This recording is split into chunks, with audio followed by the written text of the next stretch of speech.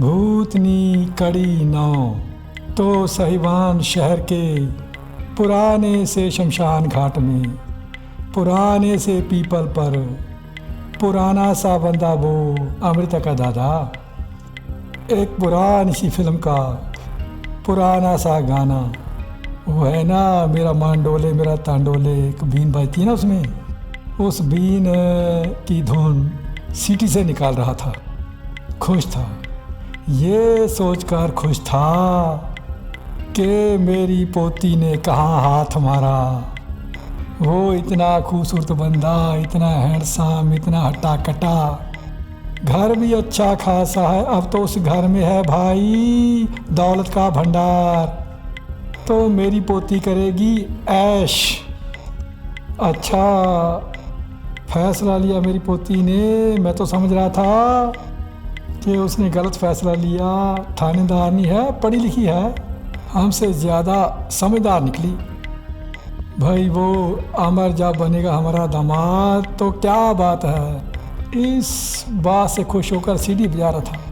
लेकिन वो सीटी उसकी हो गई बंद जब उसने ये सोचा कि भाई वो कहते हैं ना कि दूध की राखी बैठी है बिल्ली, वो चांद कौर बिल्ली पी जाएगी दूध को।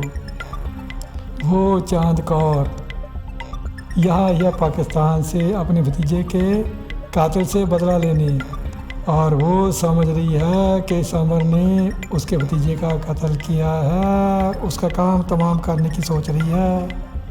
तो अगर उसने हमारे होने वाले दामाद को कुछ कर दिया भाई, चलूँ वहाँ।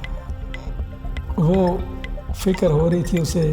भागा अमर के घर की ओर, और उधर खाने पीने का सामान लेकर अमर भी घर की तरफ चल दिया। जेब में थे पैसे, पैसों की थी गर्मी, चेहरे पर थी मुस्कान, एक विजेता की मुस्कान। जब घर के पास है उसने देखा कि अमृता का दादा उसके घर के अंदर जा रहा है। लगा आवाज़ देने, फिर रुक गया कि क्या आवाज़ देनी है इसको, छोड़ो ये तो मुझे पसंद नहीं करता। तो दादा चला गया अंदर। सामने थी चांद कौर। दादा बोला, अरे चांद कौर, और इतने में अमर भी आ गया अंदर। चांद कौर जब उसने सुना है अपनी पोती को चांद कौर कह रहा है तो ठिठक गया। उसे लगा ये तो भाई बहुत बड़ी गड़बड़ है, बहुत बड़ी गड़बड़ है, कोई साजिश रची जा रही है मेरे खिलाफ। तो मैं किसी कोने में छुप कर सुनूं। छुप गया एक कोने में अमर, लगा उनकी बातें सुनने। तो बोली चांद कौर, अरे भाग, तू भागा नहीं है, फिर आ गई यहाँ। अरे भागना तुम्हें है। अरे वो भूतनी चांद कौर पाकिस्तान से यहाँ चले आई हैं हिंदुस्तान में बिना पासपोर्ट के हैं। चलो चली आई, तो ये बताओ तुम कब जा रही हो, और ये मेरी पोती के शरीर को कब छोड़ रही हो? ना अभी नहीं छोड़ूंगी। चांद कौर सुनो, बोला दादा, मैंने तुम्हें कहा था कि मेरी पोती का शरीर है बस एक ही दिन के लिए, एक ही दिन तक तुम उसमें रह सकती हो, और उसके बाद मेरी पोती का शरीर को छोड़ दो। वो सरकारी नौकर है, उसने ड्यूटी भी ज्वाइन करनी है। ना ना ना ना, ये मुझे नहीं पता। चांद कौर बोली कि जब तक मैं उस अमर का काम तमाम नहीं कर दूंगी। अरे ये सुनकर भड़क उठा वो दादा। बोला, अगर हमारे होने वाले दामाद की तरफ आंख उठाकर भी देखा ना, आंखें फोड़ दूंगा तुम्हारी। अरे जाओ, तुमसे ज़्यादा ताकत है मुझ में, और अब तो रात होने वाली है, तुम्हें पता है मेरी ताकत 10 गुना बढ़ जाएगी। छोड़ूंगी नहीं तुम्हें, नमक मिर्च लगाकर खा जाऊंगी। अच्छा, तो तुम मुझे नमक मिर्च लगाकर खा जाओगी? खांड का खिलौना समझ रखा है मुझे है? छोड़ूंगा नहीं मैं भी तुम्हें, ताकत मुझ में भी है, कभी दिखाई नहीं, आज दिखाऊंगा। चलो दिखाओ फिर। अरे छोड़ो, झगड़ा नहीं किया करते, दादा बोला। ये सुनकर अमर खुश हो गया कि दादा उसे अपना दामाद समझ रहे हैं। खुश हो गया कि चलो एक अड़चन तो दूर हुई। तो सुनने लगा कि अब आगे क्या कहते हैं। चांद कौर बोली, एक तो मैंने उसका काम तमाम करना है, दूसरे अरे ओ दादा वो खजाना, वो जो है ना इस घर में गढ़ा, एक घड़ा जो मेरे बाप ने घर में गाड़ा था, वो भी तो मुझे लेकर जाना है, जिसमें सोने के जेवरात भरे हैं। ओहो चौका ये भी सुनकर अमर के हैं, जिस घर में मैं रह रहा हूँ उसमें एक घड़ा दबा है, सोने के जेवरात से भरा हुआ। भाई ये तो अगर मिल जाए तो क्या बात है। उधर दादा बोला कि सुनो चाँद कौर, वो कहते हैं ना कि लड़कियां जब ब्याही जाती हैं ना तो मायके पर उनका कोई वो नहीं रहता, अधिकार नहीं रह जाता, कोई हक नहीं रह जाता। तुम चलो यहाँ से, जाओ अपने ससुराल, वहीं जाओ। अरे ना ना ना ना, घड़ा तो मुझे लेकर ही जाना है। ऐसे कैसे ले जाओगी घड़ा? है ये घर मेरे दामाद का, इस घर की हर चीज़ मेरे दामाद की, तुम्हें हाथ नहीं लगाने दूंगा। वो तो मैं देखूंगी। तभी अमर खान साहब चुप हो गए दोनों कि हैं ये तो अमर है, इसने लगता है हमारी बातें सुन ली।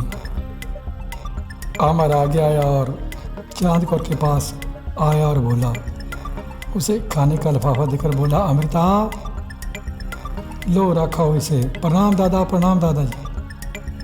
तो पकड़ लिया चांद कौर ने वो थैला और मन में सोचने लगी कि हैं ये तो मुझे अमृता कह रहा है, इसका मतलब इसने हमारी बातें नहीं सुनी।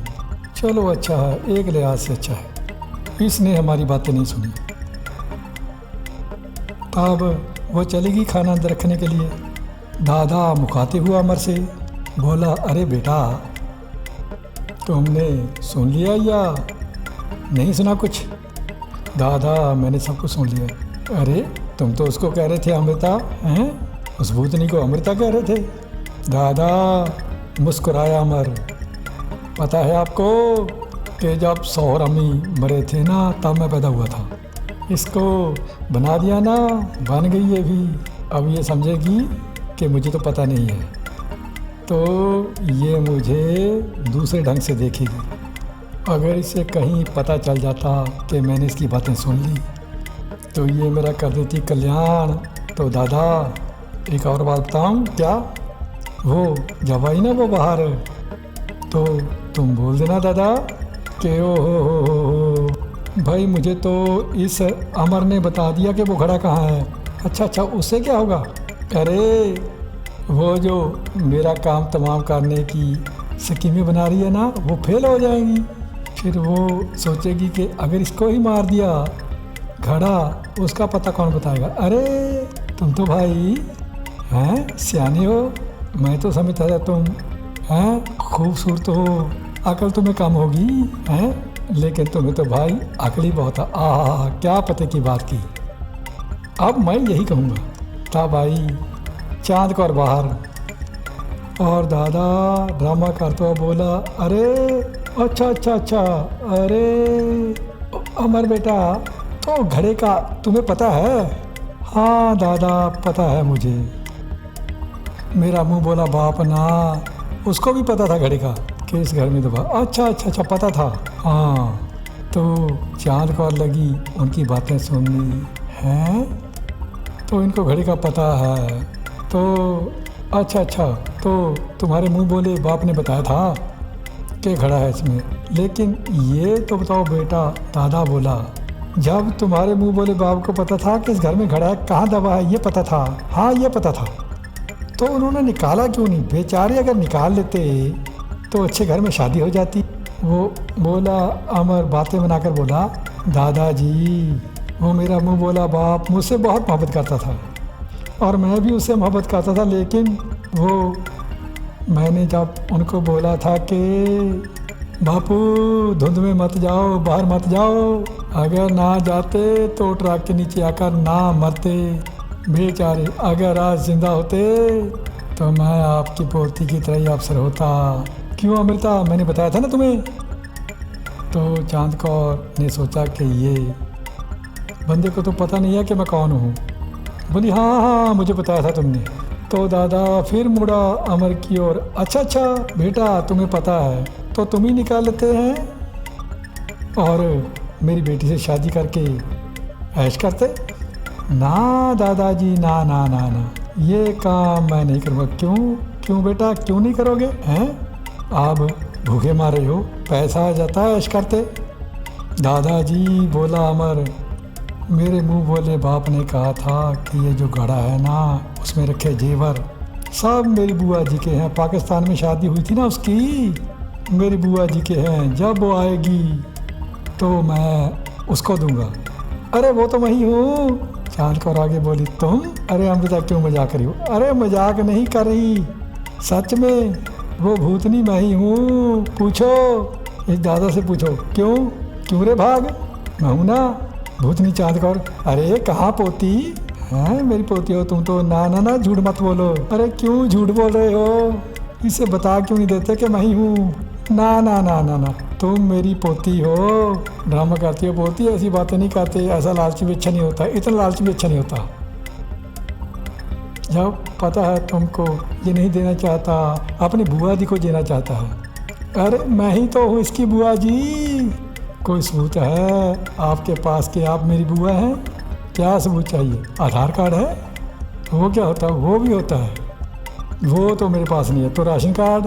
वो पाकिस्तान सरकार ने बनाई। तो फिर मैं कैसे मानूं कि आप हमारी बुआ जी हैं? अमृता क्यों मजाक कर रही हो? ऐसे मजाक नहीं करते।